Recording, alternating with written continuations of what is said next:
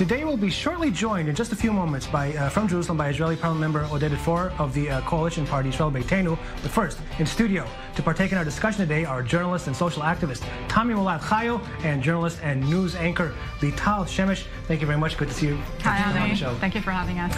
Our three topics of discussion today with our esteemed guests are: the uptick in violence in the West Bank and Gaza continues.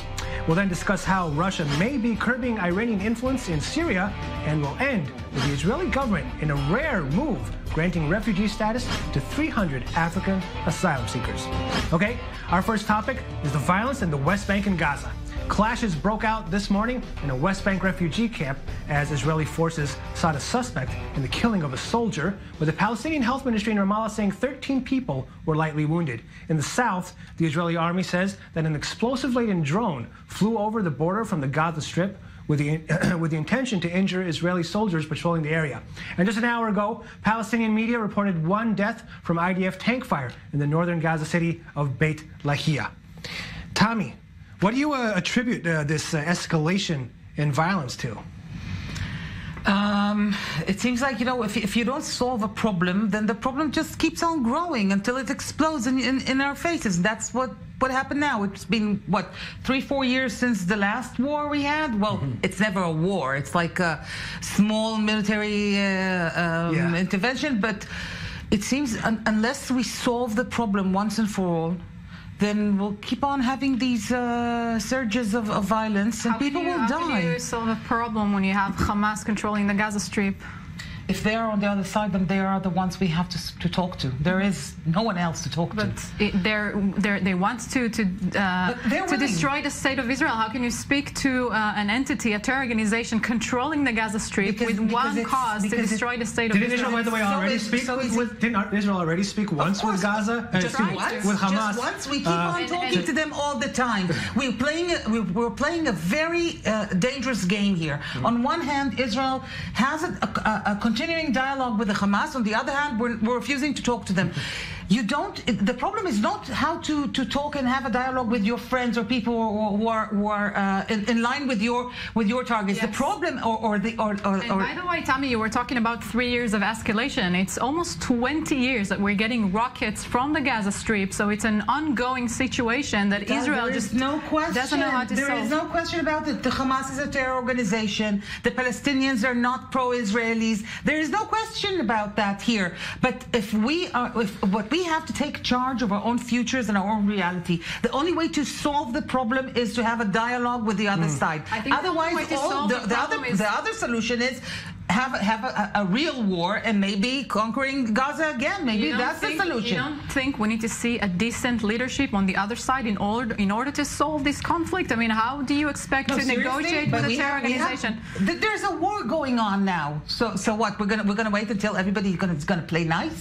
What we're doing is defending our own civilians. But Lital, I want to ask Lital, do you think that the absence of a peace process is basically the reason for this violence, or could there have been even more violence if there was a real attempt to reach peace? Some things that we've seen in Israeli history before. When there was movement towards peace, there was always these people who were trying to take it off the tracks, and there was violence. You have to understand, Israel does not want violence. Israel does not want war. I mean, throughout the years, Israel is trying to reach out its hand over and over again. You cannot negotiate with a terror organization controlling the Gaza Strip at the moment. Their pure cause is to incite, is to make their own people miserable, because by keeping them poor, by keeping them miserable, they're kind of winning over Israel. They're gaining money from Arab countries who are funding them, sending them money and equipment. This is their name game, and we have nothing to do about it at the moment. Because the fact that they are not our friends is a fact. The fact that they are terrorists is also a fact. The fact that we have a war with them is also a fact. The fact that the humanitarian situation in Gaza and the political situation with the Palestinians is horrible is also a fact. The fact that we don't want war is not enough. When you have with great power comes great responsibility. As Uncle Ben said to Spider-Man, as you all remember, our responsibility is to do everything we can to solve the situation, or at least to lower the flames. And the only way to lower the flames is not through the guns. I will tell you more than that, Tammi. Not only we don't want war, I want the Palestinian people in the Gaza Strip to have a normal life. I want them to flourish. I want them not to live in poverty. The question is, what do we do about it? Where is our responsibility in doing something, not just talking about it? The responsibility lies in the hands of Hamas. It's as simple as that.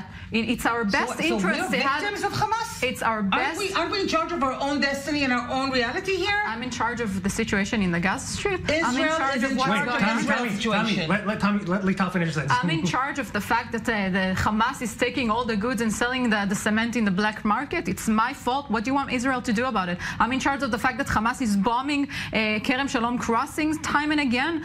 We're trying to do our best. It's in Israel's best interest for the Palestinian people in Gaza to have a good life. But time and time again, Hamas is preventing that from happening. That's the easy way out. I'm sorry, because we do have responsibility here, and we also have the power to change things for the people in Gaza. By the way, now we have to deal with drones coming not only from the north, from Lebanon and Syria, as they usually come, but now from the Gaza border as well. Drones coming from each side. Yeah, because at the end of the day, you can throw billions of dollars on very sophisticated high-tech aircraft, and then you see that a kite with a bomb and a little bit of gasoline can cause so much harm. At the end of the day, war is war, violence is violence. If it's a bigger bomb, then the disaster is bigger. But if it's a smaller bomb, it's still a disaster. I want to stay on the Palestinian issue, and Lital. Palestinian President Mahmoud Abbas was finally released from hospital today. More and more people, pundits, commentators, everybody's saying we're starting to get ready for this post-Abbas era. Yeah. How do you see that? Was this an opportunity that was missed by Israel, or is it something that Israel should look forward to? Yeah. Abbas leaving the international stage. I don't think Israel is looking forward to the point where Abbas will be replaced, because just look at the runners-up. We have Jibril Rajoub, we have Mohammed Dakhlan. I mean, both of them are ex-terrorists. Both of them are even more extreme than Mahmoud Abbas. In a way, Mahmoud Abbas was kind of a moderate. You know, he was kind of he's anti-Semitic. He's supporting terror. He's paying money to terrorists. But the runners-up are even worse than him, and I think Israel cannot. So wasn't that a missed opportunity? I mean, of course, the anti-Semitic comments and everything, yes. But you mentioned a moderate. Maybe something should have been achieved with him while he was still in power.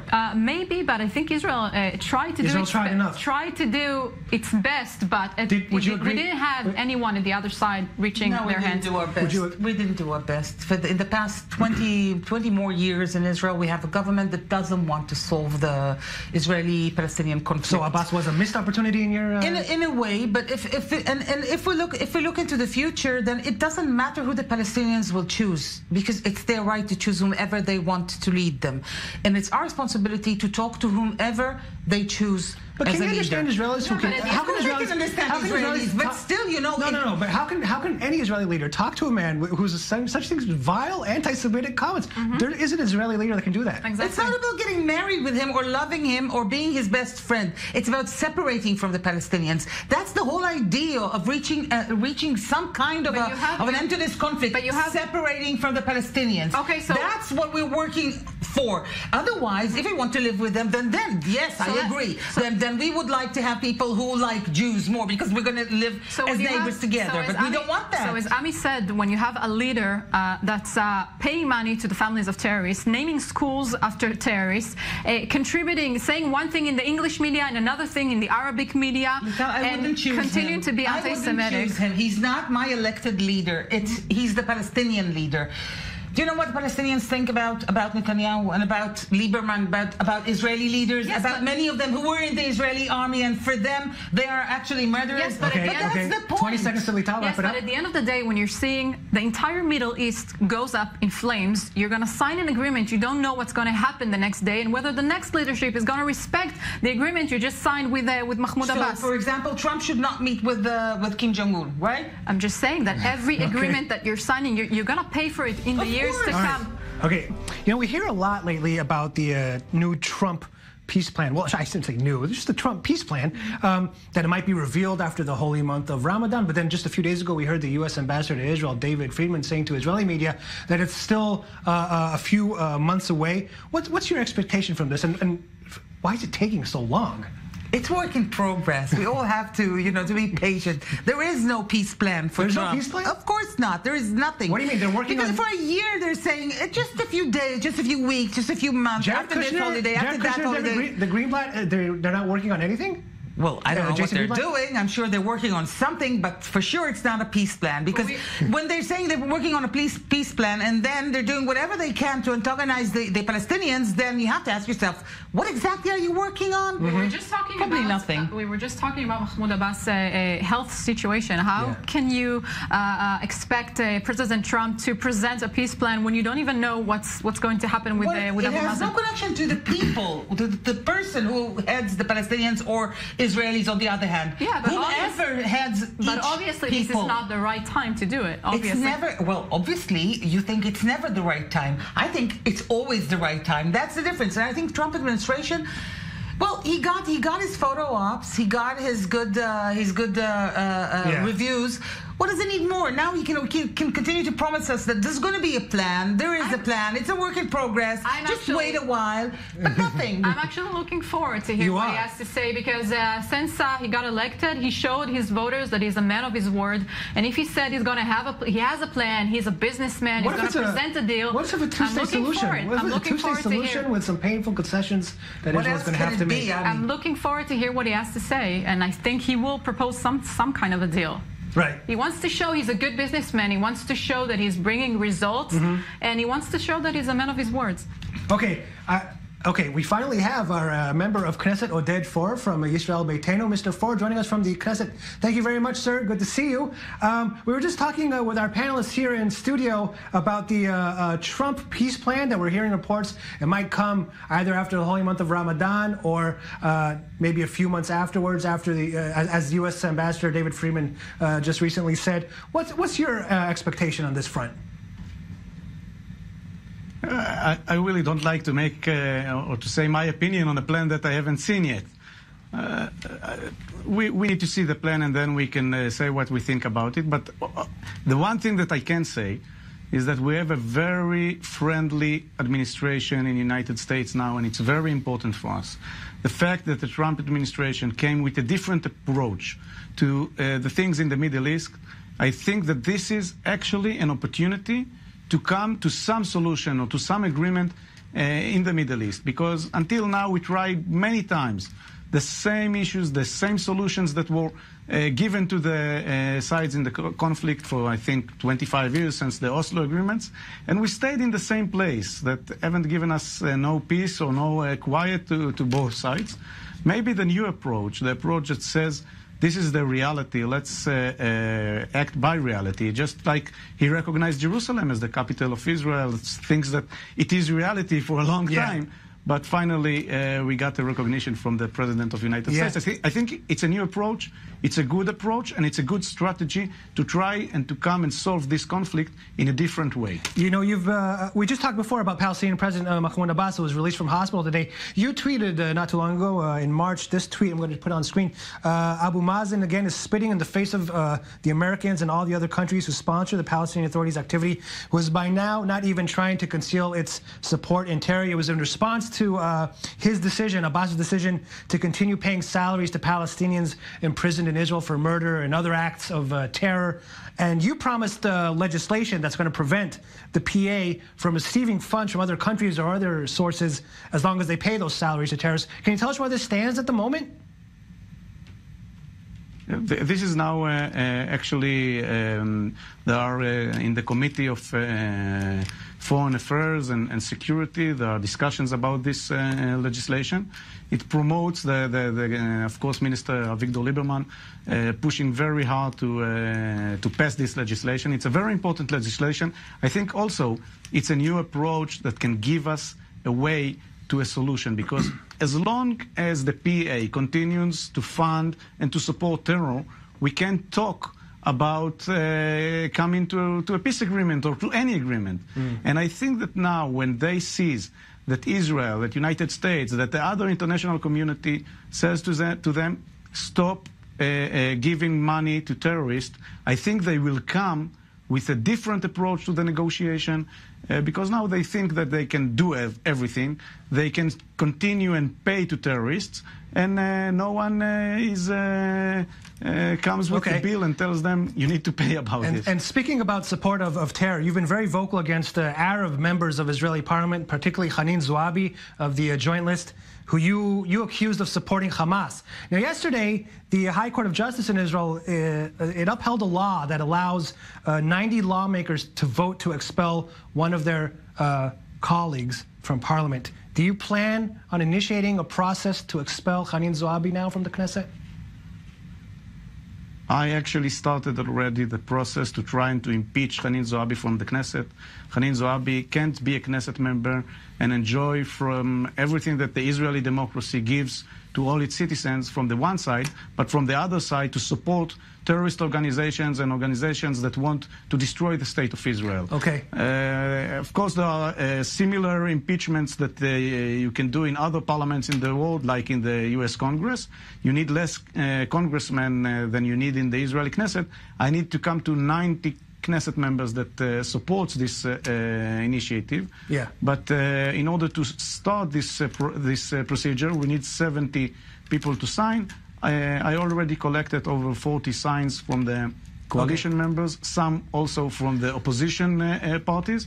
And so you have I 40 hope signatures. that we can succeed to impeach her from the Knesset. Okay, Tammi, what do you make of this decision by the Supreme Court?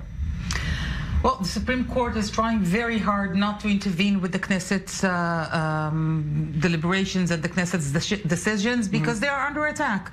On the other hand, I have to say that I'm very disappointed with members of Knesset who just don't understand the spirit of democracy. Hanin Zoabi is very, very annoying. She's not a nice person, apparently. She's not my kind of politician, but still, that's the whole idea. If there are people who voted for her, enough people, thousands, tens of thousands of people who voted for her, it's their right to have their voice heard in the Knesset. There's one thing to be annoying and another thing to support terror, to support terror organization, to fight against their own country, you can the same country that you're sitting in the parliament. If she's guilty of that, you can put her on trial. The fact is that she's not guilty of that. You just don't like what she's saying. I don't like it either. It doesn't mean she doesn't have the right to say what she thinks. You have 30 seconds before we go for a break quickly. I just have to say, no one voted for her. They voted for their party. No one takes the seat from the Joint List party. They take the seat from Hanin Zoabi, and another Knesset member from the Joint List will come. They voted for the Joint List. They didn't vote for Hanin Zoabi. That's why we can impeach her when she wants to destroy Israel, as she is trying all the time. Tammi, you want to react to that? Missing the whole point of democracy and having a market of ideas, even very annoying and even But very... isn't it surprising, by the way, the Supreme Court didn't defend, it wasn't supposed to protect minorities? The Supreme Court now has to defend, first of all, the Supreme Court, apparently. Moving on to our next topic, growing Iranian influence in Syria. Russia is considering trying to keep Iranian forces and their allies from Israel's northern border, fearing that repeated Israeli strikes may undermine Syrian President Bashar Assad's grip on the country. According to the Israeli daily Haaretz, Russia decided to work on a deal that would remove the Iranian troops following a heavy Israeli attack on Iranian targets in Syria on May 10th. The bombing raids came after Iran's Islamic Revolutionary Guard Corps Al-Quds force launched 32 rockets at Israel's forward defensive line on the Golan Heights. Here's Russia Foreign Minister Sergei Lavrov on this issue. The agreement to create de-escalation zone in southwestern Syria initially assumed the eventual withdrawal of all non-Syrian forces from this part of the Syrian Arab Republic. The result of this work, which should continue and is continuing, should be a situation when the representatives of the Syrian Arab Republic's army stand at Syria's border with Israel. Knesset Member Forer, does this decision by Russia prove that these intense Israeli airstrikes in Syria, especially against Iranian targets, have gotten the message across to both Iran and Russia? First of all, I think it does, but we don't need to go to sleep now. We need to stay focused and to keep our borders very clear, and to keep the line that I think that we draw. The Minister of Defense, Avigdor Lieberman, draw a very clear line to our enemies, what they can or what they can't do. And of course, we said Iranian forces can't put themselves and can establish themselves on Syrian soil. And I think that we have the support of the international community for this position. It's also in the interests of our other neighbors and even our Syrian neighbors. I don't think that no one from Syria wants any Iranian forces playing in his yard. Lital, speaking of Iranians, you were in Turkey recently and had the chance to actually meet some face-to-face Iranians? Yes, yes. I just came back from an interfaith conference of Muslims and Jews from all over the world, and I met an Iranian, a young man that came up to me, spoke fluent Hebrew, told me he was learning online Hebrew, and he admires Israel. He loves Israel. We took a selfie with our passport, the Iranian and Israeli passport, and he told me, my entire life I've been taught to hate Israel, and when you've been taught to hate something, you go online, you research, and I fell in love with Israel. I fell in love with Hebrew, and it was an amazing, hopeful experience of two people just meeting each other and talking. Well, there's still hope for Israelis and Palestinians, still hope for everybody around here. If all the countries need to do is just tell people hate the other one, and then what you do as a response is love them, well, there's the people love. Yeah, maybe just the leadership on top that's making all the trouble. At the end of the day, the Iranian people just want their freedom, the same as any other Western country in the world. So. The same as any other person in the world. I want to move quickly. Our last topic, we only have a few minutes left. Our last topic is the issue of asylum seekers in Israel. The government has decided to grant temporary protection visas to a further 300 asylum seekers from certain regions of Sudan, mainly Darfur, the Nuba Mountains, and the Blue Nile region. This is on top of 200 already granted protection. Israel has only granted less than 1% of asylum seekers permanent refugee status. Knesset Member Forer, so far, as I mentioned, Israel has granted a very small amount of migrants that permanent refugee status. Why is the government suddenly changing its stance? I don't think that she changed her stand, but finally the committee started to sit on the request that was put in front of her. And I think that the fact that they haven't approved many of them shows the truth. The truth is that most of those people are work seekers and not refugees. Of course, there are very specific regulation who is a refugee and who isn't. If someone came from a third state, is not a refugee. Many of them came from a third state. Many of them came in order to seek for work. They are work seekers, and that's the way we need to treat them, just as they treated in other countries around the world. You know, we're only talking in Lital about 37,000 people in a country of 8 million. Why is it such a divisive issue? Why is it such a big problem? First of all, I don't know if that's the correct numbers. Nobody really have the correct numbers, because that's the numbers, that Israel is because throughout the years, you know, they've gotten married, have kids. A lot of them has like 2 or 3 kids. I'll tell you what, let's double it. Just for a hypothetical, you know, 60,000 is in a country of 8 million. When you have all those population being concentrated in one area in the south of Tel Aviv, not because they chose the people who are living there are suffering from this situation more than anybody else. So the answer is, don't concentrate them there. It's not a good idea. So what we can do is give them the permits to work all over Israel, all around Israel, and just, you know, spread them all over Israel. What's the problem? You cannot really spread people. The real problem is that you will see them wherever they are because they are black, and that's the truth. Knesset Member Forer, you can respond in 30 seconds, sir. We have to go for a break. No, the fact is, that they are work seekers, and that's why they are in Tel Aviv, because there is work in Tel Aviv. They won't go to the Negev or to the Galil. They won't find well, they want to work because they want to survive, sir. They want to live and they want to make money. That's the way we need to treat them. We can't treat them as refugees. They are not refugees. If they are refugees, a few of them, we will recognize them, and they will get the permission to be here as refugees. And just one comment about what you said about Israel being racist and their color. Israel is deporting people from Romania, from other places on the world. 100,000. Yes, so don't bring illegal immigrants so here don't bring who are up white, from and nobody's Ukraine, making a big fuss about them. Israel is deporting every. That's a complete lie. That's a complete lie. You have a problem of immigrants all over Europe. It's a complete lie. It's just not true. Why aren't Israel we doing anything about the more than 100,000 from Georgia, from Romania? It's not a matter of color whatsoever. It's a matter of not opening your gates to every person who wants to work and live in Israel.